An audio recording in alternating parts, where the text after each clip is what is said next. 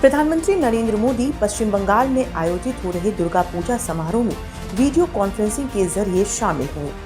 भाजपा ने राज्य की सभी 294 सीटों पर कार्यक्रम के प्रसारण की व्यापक तैयारियां की थी।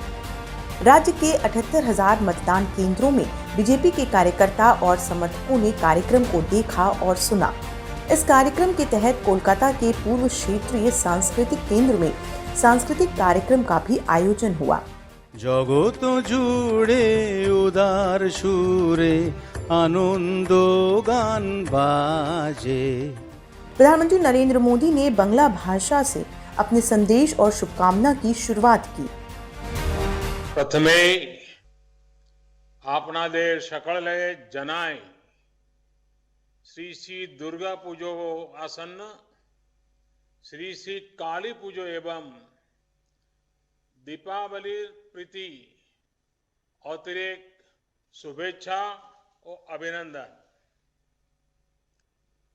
बांग्लार ए पवित्र भूमिते दुर्गा पूजोर समय आपनादेर सकलेर मध्य आस्ते पेरे आज आमी निजी के धन्यो माने करी छे। पीएम ने लोगों को पूजा की बधाई दी और इसी के साथ आत्मनिर्भर भारत में बंगाल के अहम रोल और केंद्र द्वारा चलाई जा रही विकास योजनाओं के बारे में भी बताया। भारत सरकार ने ट्विटर को सख्त चेतावनी दी थी। दरअसल ट्विटर ने अपने हैंडल पर देश का गलत मानचित्र दिखाया था, जिसे लेकर ट्विटर के सीईओ को कड़े शब्दों में पत्र लिखा गया। हम आपको बता दें, ट्विटर ने लेह की भौगोलिक स्थिति में उसे पीपल्स रिपब्लिक ऑफ चाइना के जम्मू कश्मीर का हिस्सा बता दिया था, जिसके बाद सूचना प्रौद्योगिकी मंत्रालय के सचिव अजय साहनी ने पत्र में ट्विटर को याद दिलाया कि लेह केंद्र शासित प्रदेश लद्दाख का मुख्यालय है। लद्दाख और जम्मू कश्मीर दोनों भारत के अभिन्न और अविभाज्य अंग हैं। वहीं ट्विटर के प्रवक्ता ने कहा कि ट्विटर भारत सरकार के साथ काम करने के लिए प्रतिबद्ध है।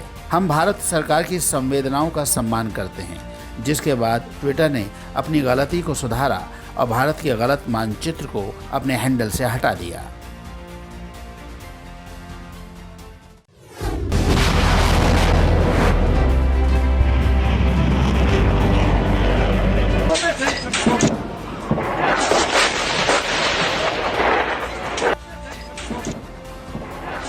अजरबैजान और आर्मेनिया के बीच चले युद्ध के बीच एक बार फिर तुर्की ने आग में घी डालने का काम किया है। आपको बता दें कि अब अप्रत्यक्ष रूप से शामिल तुर्की खुलकर अजरबैजान के समर्थन में आ गया है। दरअसल मध्य एशिया में खलीफा बनने की चाहत रखने वाले तुर्की ने अब ऐलान किया है कि अगर अजरबैजान की ओर से अनुरोध आया तो अपनी सेना को भेजने के लिए तैयार है। सुपर पावर रूस के पड़ोसी देशों आर्मेनिया और अजरबैजान के बीच नार्गो काराबाख इलाके में कब्जे के बीच जंग चल रही है। अब तुर्की इसमें शामिल होता है तो तीसरे विश्व युद्ध का खतरा पैदा हो जाएगा। तुर्की उपराष्ट्रपति फोकत ओक्ताय ने कहा है कि अगर अजरबैजान की ओर से सेना भेजने का अनुरोध आता है तो तुर्की अपने सैनिकों और सैन्य सहायता को देने से हिचकेगा नहीं। हालांकि उन्होंने ये भी कहा कि अभी तक इस तरह का कोई अनुरोध अजरबैजान की ओर से नहीं आया। तुर्की ने अजरबैजान को अपना पूरा समर्थन देते हुए आरोप लगाया कि आर्मेनिया बाकू की जमीन पर कब्जा कर रहा है। हालांकि तुर्की के इस कदम पर रूस ने अपना विरोध जताया है। रूस का कहना है कि तुर्की को इस समय शांति की पहल करनी चाहिए, लेकिन तुर्की लगातार युद्ध को बढ़ावा दे रहा है। यह करना सही नहीं है। हम भी लगातार युद्ध रोकने की कोशिश कर रहे हैं, लेकिन तुर्की शुरू से अपनी छद्म चाल चल रहा है और अपने हथियारों का सही से प्रयोग नहीं कर रहा है।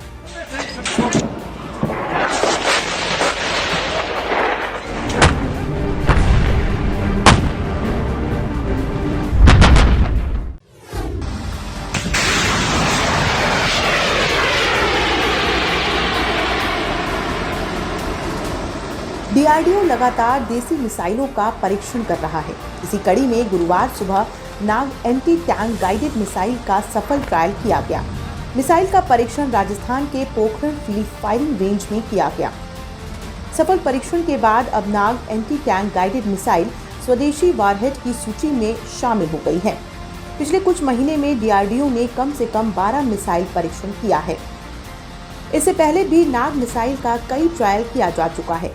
साल 2017, 2018 और 2019 में अलग अलग तरीके के नाग मिसाइलों का परीक्षण हो चुका है। बता दें कि एंटी टैंक मिसाइल दुश्मन के टैंक समेत अन्य सैन्य वाहनों को सेकंडों में समाप्त कर सकती है। ये मीडियम और छोटी रेंज की मिसाइल होती है जो फाइटर जेट, वॉरशिप समेत अन्य कई संसाधनों के साथ काम कर सकती है। डीआरडीओ ने पिछले करीब 1 महीने में अलग अलग तरीके की आधा दर्जन से अधिक ऐसी ही स्वदेशी मिसाइलों का सफल परीक्षण किया है।